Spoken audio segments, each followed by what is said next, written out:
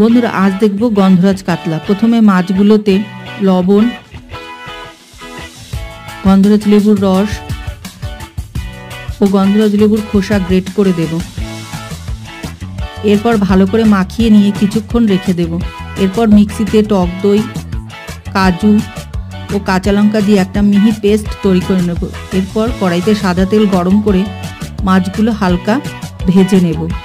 এরপর ওই তেলে পেঁয়াজ আদা রসুন বাটা দিয়ে ভালো করে কষিয়ে নিয়ে লবণ ও জিরে গুঁড়ো দিয়ে আবারও কিছুক্ষণ কষিয়ে নিয়ে চিনি ও টক দইয়ে কাজুর পেস্ট দিয়ে কিছুক্ষণ কষিয়ে নিয়ে গোটা কাঁচা লঙ্কা দিয়ে দেব।